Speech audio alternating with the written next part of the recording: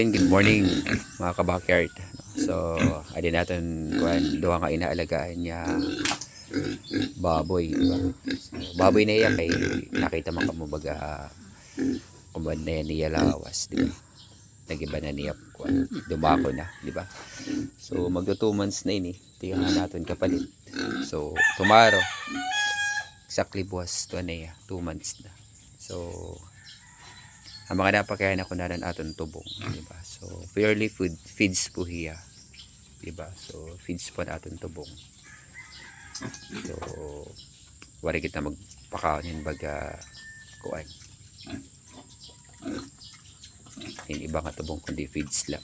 So ang aton kuan brand natin feeds and kuan Pigrolac, diba? So basta nga alagang Pigrolac guys, mahamot itai,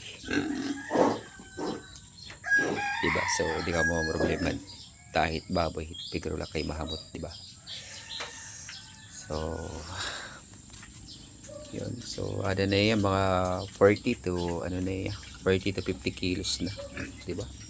Timbang niya sa kumpali ni Gaysin Kuan, diba?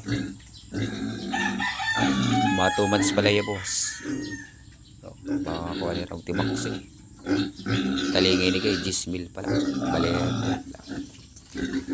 Mahilig na pagkuhan. Lambing-lambing. Yung mga kuhan nila. Malulusog. Diba? Babae ngayon lalaki. So ano sa kuhan na? Pisit na. Diba? So, siyempre pasalamat kita Igbaw nga pare magkasagitan natin baboy, di ba? Padahil good morning ngayon natin eh. Gid. Bye bye. Kulit.